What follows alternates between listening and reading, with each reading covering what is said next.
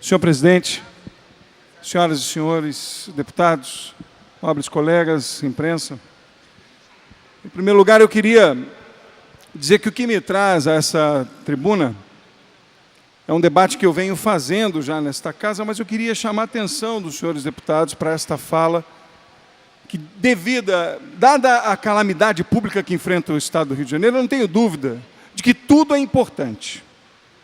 Há muita coisa importante para se fazer. Tratávamos agora do piso regional, muitas emendas apresentadas. Estamos lutando nas ruas contra a privatização da SEDAI. Estamos debatendo os temas nessa casa sobre a calamidade pública. Portanto, tudo é importante. Mas existe, deputado Eleomar Coelho, o que é importante e o que é prioridade. E no nosso entendimento, prioridade é a vida das pessoas. A despeito de que, obviamente, todos os serviços do Estado, presidente, precisam funcionar, num estado de calamidade é preciso dar prioridade à atenção da vida das pessoas.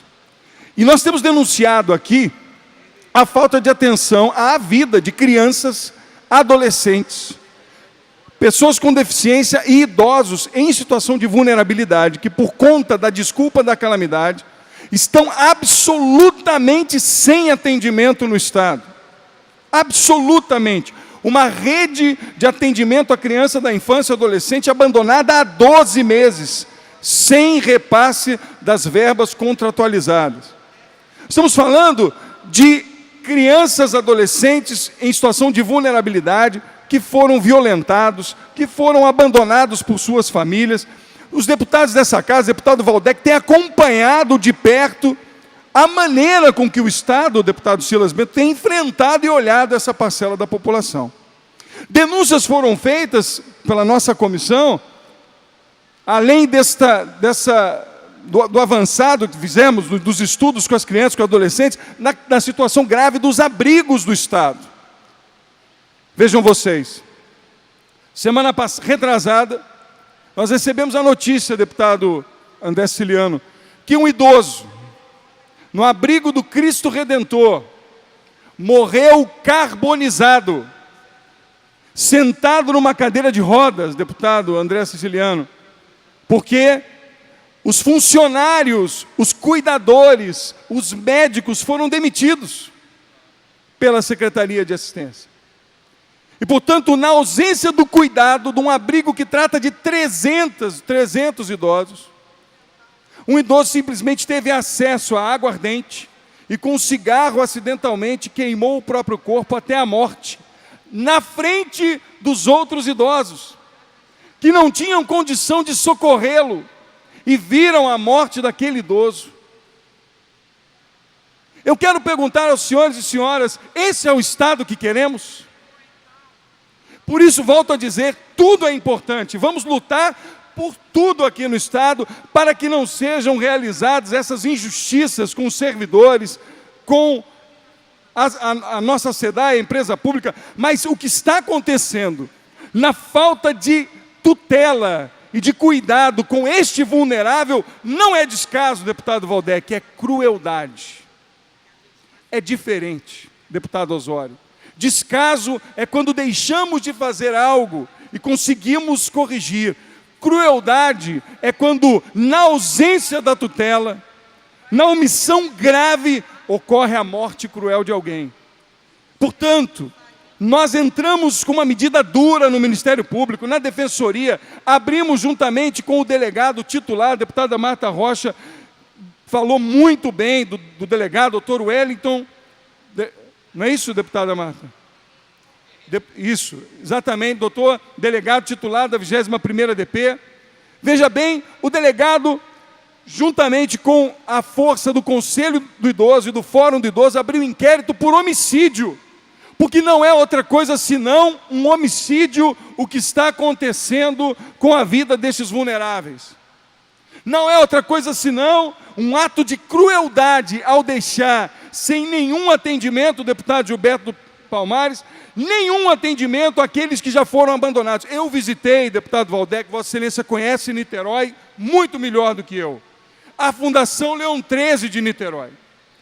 Nenhum animal no zoológico está naquela situação. Nenhum animal tratado nas piores condições de salubridade está nas condições dos 89 idosos que eu encontrei na Fundação Leão 13 em Niterói. Aquilo não é vida, colchões com fezes, colchões largados, as pessoas dormindo no meio da sujeira. Isso não é descaso. Deputado Julianelli, que é da área médica, conversamos muito, isso é crueldade, isso é homicídio, isso é assassinato. Por uma medida do Estado, quiseram retirar os jovens do Protógenes Guimarães, jovens com deficiência abandonados em Araruama, e queriam largar lá na Fundação Leão 13, nós tivemos que impedir quase com a polícia. É uma vergonha o desmonte na área de assistência social que acontece no Estado.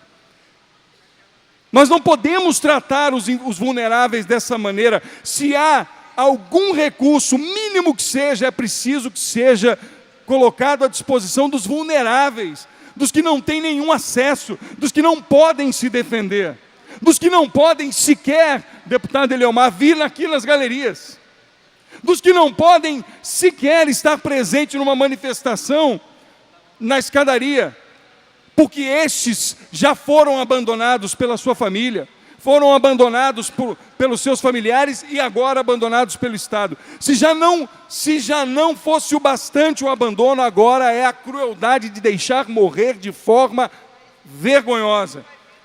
Semana passada recebi mais uma notícia de que um idoso acidentalmente tinha provocado mais um incêndio no seu colchão, no abrigo do Cristo Redentor. Mas eu quero dizer a Vossas Excelências, que a nossa comissão começará agora, a partir do dia 23, audiências públicas para estabelecer uma alta e grave fiscalização nos abrigos do Estado. Alguém precisa se responsabilizar por isso. Nós não podemos admitir que as pessoas morram de forma cruel e que, em honra do senhor Carlos Roberto, que morreu carbonizado no abrigo do Cristo Redentor, seja ele lembrado juntamente com tantos abandonados que estão morrendo pela falência de gestão e pela falta de consideração com a vida no nosso estado do Rio de Janeiro. Fica aqui o nosso pesar por um estado que se esqueceu de que, em primeiro lugar, nós precisamos cuidar da vida dos seres humanos que fazem parte desse nosso estado. Tudo é importante, mas a prioridade é cuidar da vida. Obrigado, presidente.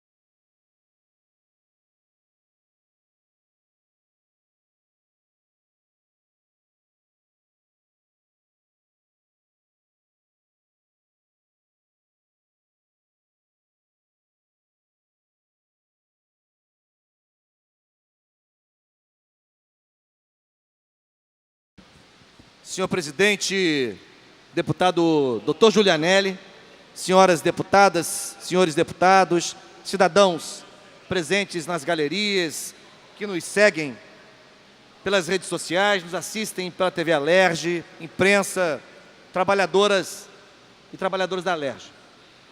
Senhor presidente, é difícil assumir a tribuna, mesmo tendo preparado uma reflexão para compartilhar com o plenário, com a sociedade, após ouvir o pronunciamento que fez o orador que me antecedeu na tribuna, o deputado Márcio Pacheco.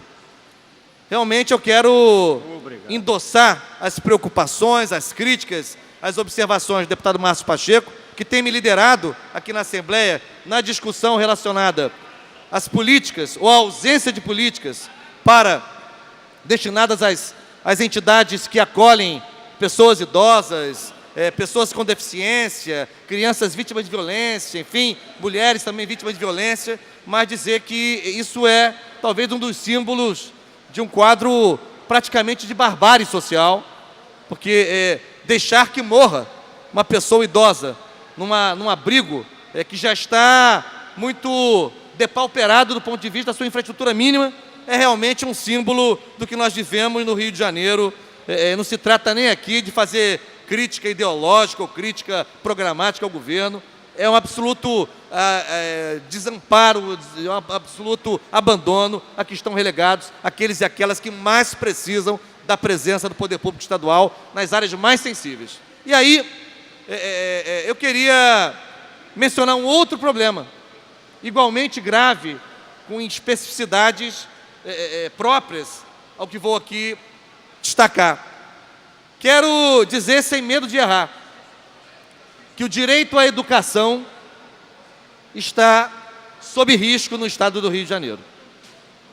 E isto vai para muito além do debate que ainda não se encerrou e do problema que ainda permanece em vigor relativo àquele planejamento que a Secretaria de Educação do Estado elaborou para, segundo a versão governamental, otimizar o uso dos estabelecimentos escolares, otimizar a ocupação, o preenchimento das vagas, e, entretanto, isso provocou toda sorte de desassossego em inúmeras comunidades escolares, em várias regiões do Estado. A Comissão de Educação se movimentou do jeito que pôde. Nós nos distribuímos e estivemos presentes em reuniões, em audiências, em vários municípios e regiões do Estado, tentando aplacar, tentando atenuar, deputado Eliomar também muito presente nesse debate, os efeitos deletérios de um planejamento que não dialogou com as comunidades escolares, não escutou as escolas, não deu satisfações, não deu publicidade aos critérios, mas tem coisa mais grave, querido deputado Gilberto Palmares. Para além do problema desse planejamento tecnocrático, o Estado do Rio de Janeiro insiste em evitar a matrícula de alunos do ensino fundamental, etapa obrigatória da escolaridade no Brasil, assim como já o são também o pré-escolar, 4 e 5 anos, e o ensino médio, esse recentemente. Mas o ensino fundamental é classicamente uma etapa obrigatória de escolaridade no Brasil. E o Estado do Rio de Janeiro vem adotando medidas protelatórias, estratagemas, para evitar a matrícula de alunos do ensino fundamental nas escolas estaduais, sob o pretexto de que o ensino fundamental é de responsabilidade dos municípios. Aliás, esta é uma compreensão canhestra e equivocada, ao arrepio da legislação educacional brasileira e da própria Constituição, mas que, no entanto, é prevalente nas estruturas governamentais do Estado, não apenas na Secretaria de Educação. Na Procuradoria-Geral do Estado, compreende-se, a meu ver, de maneira equivocada, que o ente federado Estado não tem responsabilidade com a oferta de ensino fundamental, que isso recai sobre o ente municipal. Isto não é verdade. A Constituição do Brasil, que está em vigor no Brasil, portanto também no Rio de Janeiro, diz, no seu artigo 208, inciso 7, que o atendimento ao educando em todas as etapas da educação básica, por meio... o artigo 211, no seu parágrafo 4º, diz que na organização de seu sistema de ensino, a União, os Estados, o Distrito Federal e municípios definirão forma de colaboração, de modo a assegurar a universalização do ensino obrigatório. Mais adiante, diz a Constituição, no artigo 212, a distribuição dos recursos públicos assegurará prioridade ao atendimento das necessidades do ensino obrigatório. A LDB, a Lei Geral da Educação, que fez 20 anos em dezembro do ano passado, diz, em seu artigo 5º, inciso 2, os estados incumbem-se-ão de definir com os municípios forma de colaboração na oferta do ensino fundamental, as quais devem assegurar a distribuição proporcional das responsabilidades de acordo com a população a ser atendida e os recursos financeiros disponíveis em cada uma dessas esferas do poder público. Mais adiante, segue dizendo a LDB, agora, no mesmo artigo 5º, no inciso 6, que é a atribuição dos estados, assegurar o ensino fundamental, deputado Paulo Ramos, assegurar o ensino fundamental. Portanto, diz ainda, a Constituição do Estado do Rio de Janeiro, no seu artigo 320, ainda em vigor, em pleno vigor, usando ainda uma nomenclatura já anacrônica, mas diz o seguinte: proverá o Estado a sua rede de ensino de condições plenas de abrigar tantos quantos busquem matrículas nas séries do 1º grau, atual ensino fundamental, na faixa etária dos 7 aos 14 anos, sendo proibida a sua negativa.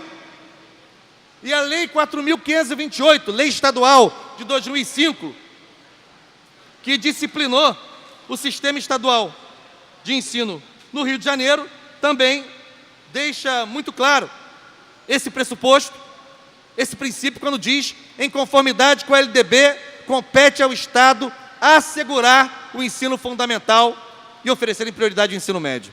Portanto, eu quero aqui dizer que em várias escolas estaduais, o ano letivo de 2017, em geral o início do ano letivo, costuma ser um período de renovação de energia, de novas esperanças, os alunos que chegam, encontram novos colegas, reencontram os colegas do ano anterior, professores que retomam seu trabalho, com novos planejamentos, as escolas tentam se reorganizar, pedagógica e até fisicamente. No entanto, no Rio de Janeiro, na rede estadual, o início do ano letivo vem sendo um período de muita insatisfação, muito desassossego e muitos problemas para garantir um direito que é subjetivo, que é líquido e certo, que é o direito à educação, mormente em suas etapas obrigatórias. O direito subjetivo, líquido e certo, quer dizer que a criança já nasce com ele. Ele é inalienável. Ele não pode ser solapado. Na escola estadual São Domingos Sávio, em Niterói, comunidade de Martins Torres, as famílias clamam pela abertura de mais uma turma do 6º ano do ensino fundamental. Há uma sala de aula vazia, há professor disponível, mas o Estado não autoriza a escola a abrir uma 3ª turma de 6º ano e aquela comunidade vai sofrendo. No Colégio Estadual Baltazar Bernardino, colégio centenário, mais que centenário, que tem 24 salas de aula. Se a gente considerar uma modulação média de 35 alunos por turma, nós estamos falando de 2.520 vagas nos 3 turnos. A escola não tem nem 1.000 alunos. E a demanda reprimida de famílias e alunos querendo vaga no ensino médio e no ensino fundamental, segundo segmento. Então, quero aqui, ainda na forma de um alerta, fazer um apelo ao secretário estadual de Educação e a sua equipe, para que o Estado do Rio de Janeiro não descumpra a Constituição, a LDB, a Constituição Estadual e legislação educacional ordinária no âmbito do Estado, que garante, que assegura, que é categórica na responsabilidade e na competência do Estado do Rio de Janeiro na oferta do ensino fundamental. O direito à educação no nosso Estado está sendo solapado. Crianças e adolescentes na faixa de 11, 12 anos, iniciando o 2º segmento do ensino fundamental, não conseguem se matricular, não obstante haja sala de aulas vazias e haja efetivo docente disponível. Portanto, senhor presidente, eu queria fazer esta denúncia desta tribuna nesse início ainda de ano legislativo, neste início ainda de ano escolar, mas é urgente que o Estado tome providências. Não quero aqui avançar no meu tempo, apenas dizer, vou ouvir com atenção os deputados que me sucedem, mas queria apenas introduzir e paro. Acho que a decisão tomada ontem pelo ministro Luiz Fux, na audiência de conciliação, a meu ver, prejudica de forma cabal a votação do projeto de lei sobre a SEDAI, já que o Estado não conseguiu o beneplácito que precisava do STF para continuar contraindo novas dívidas, embora já tenha ultrapassado os limites fixados pela Lei de Responsabilidade Fiscal. Como o projeto trata disso, eu acho um absurdo que a gente siga votando esse projeto com a decisão tomada ontem na audiência de conciliação do Luiz Fux, mas esse não era o meu tema. Vou ouvir os deputados que certamente alguns abordarão essa questão, que é também de muita importância para o nosso Estado.